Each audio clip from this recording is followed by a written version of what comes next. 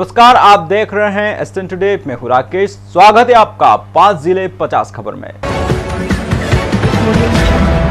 भवानी मंडी थाना क्षेत्र के गुलियाखेड़ी गांव में तालाब में डूबने से 3 बच्चों की मौत हो गई। ये तीनों बच्चे तालाब में नहा रहे थे और अचानक गहरे पानी में चले गए।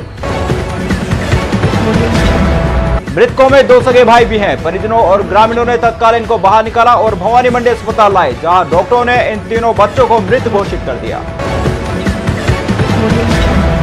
मृतक समर और विराट सगे भाई थे तथा एक अन्य मृतक सूरज भी इसी परिवार का था।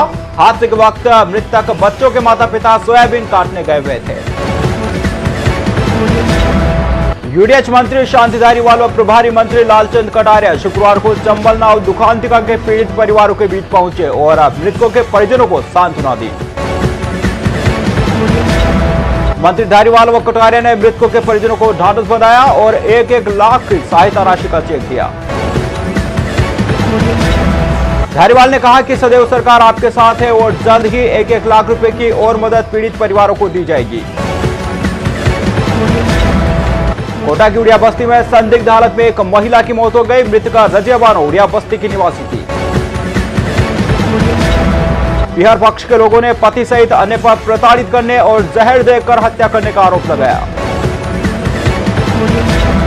रजिया ने एक दिन पहले ही फोन पर बात कर अपने पति द्वारा परेशान करने की बात कही थी। इसके बाद अचेत अवस्था में रजिया को एम्बुलेंस अस्पताल लाया गया, लेकिन उसकी मौत हो गई। परिजनों ने ससुराल पक्ष पर जहर देकर हत्या करने का आरोप लगाते हुए विज्ञानगर थाना पुलिस को शिकायत दी है। मोर्चरी के बाहर परिजनों ने उचित जांच करवाने और आरोपी की गिरफ्तारी की मांग को लेकर आक्रोश जताया।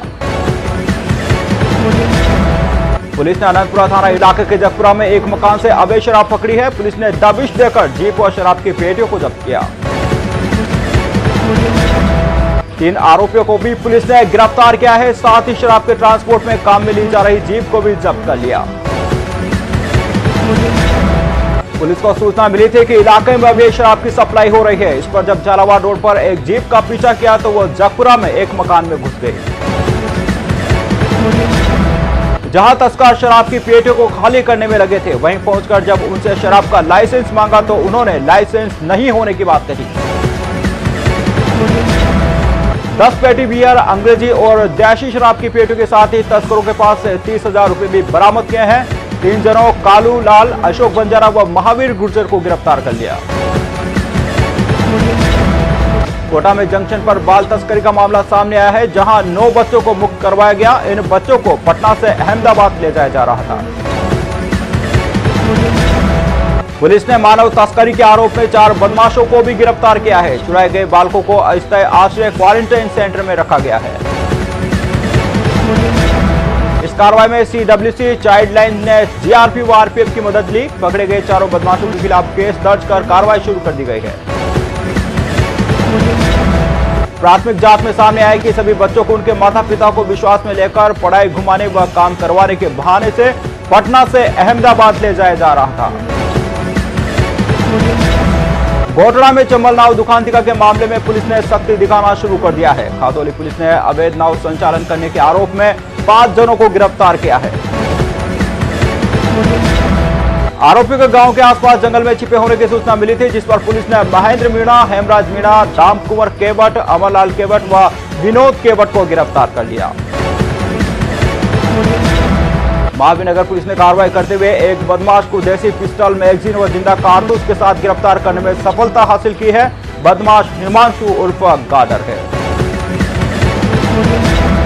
जिसका खिलाफ चोरी, लूट, अवैध मादक पदार्थ व लड़ाई झगड़ों के कई मामले दर्ज है। बदमाश को महावीरनगर पुलिस व जिला स्पेशल टीम ने गश्त के दौरान संतोषी नगर सिंघाड़ा पार्क के पास से पकड़ा। गंगापुर सिटी के लालपुर उमरी के नजदीक गाय को बचाने के चक्कर में बाइक फिसलने से युवक घायल हो गया। हरिपुरा निवासी लेखराज बेरवा को गंगापुर सिटी अस्पताल में भर्ती करवाया गया।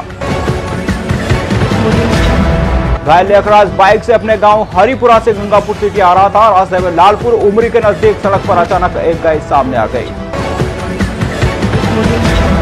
न्यू मेडिकल कॉलेज अस्पताल में भर्ती गंभीर संक्रमित रोगियों से मिलने परिजन बेरोक टोक आराम से आ जा रहे हैं। SSP ब्लॉक हो या फिर पुरानी बिल्डिंग, दोनों ही जगह एक जैसे हालात हैं। ऐसे लोग अस्पताल से बाहर निकलकर दूसरों को भी संक्रमित कर सकते हैं। पूर्व में भी अस्पताल का हाल दिखाया गया था, लेकिन अस्पताल प्रशासन ने कोई प्रभावी कार्रवाई नहीं की। 2 दिन के बाद फिर अस्पताल की स्थिति का जायजा लिया तो हालात ज्यादा नहीं बदले। मीडिया को अस्पताल में कवरेज करते देख गार्ड अचानक हरकत में आ गए और लोगों को बाहर जाने के लिए कहने लगे। वहीं ट्रॉमा सेंटर में एक वृद्ध संक्रमित रोगी की मृत्यु हो गई। पलंग पर उसका शव पड़ा रहा और परिजन पास में बैठकर विलाप करते रहे। शव को कपड़े से भी नहीं ढका गया था। इतनी मौतें होने के बाद भी लोग कोरोना वायरस को हल्के में ले रहे हैं। अस्पताल में रोगियों के लिए समय पर खाना, चाय और नाश्ता आ रहा है। उसके बाद भी लोग खाना और सामान देने के बहाने अस्पताल में प्रवेश कर रहे हैं। नगर निगम प्रशासन ने जब से ऑफलाइन जन्म प्रमाण पत्र बनाना बंद किया है, लोगों को ई-मित्र केंद्र पर जाकर जन्म प्रमाण पत्र बनवाने पड़ रहे हैं। 1 रुपए में बनने वाला जन्म प्रमाण पत्र बनवाने के लिए ई-मित्र केंद्रों पर 250 रुपए से लेकर 300 रुपए तक खर्च करने पड़ रहे हैं। इस आर्थिक भार के साथ जन्म प्रमाण पत्रों में कई तरह की त्रुटियां सामने आ रही है, जिन्हें ठीक करवाने के लिए ई-मित्र केंद्र संचालक नगर निगम कार्यालय में भेज रहे हैं।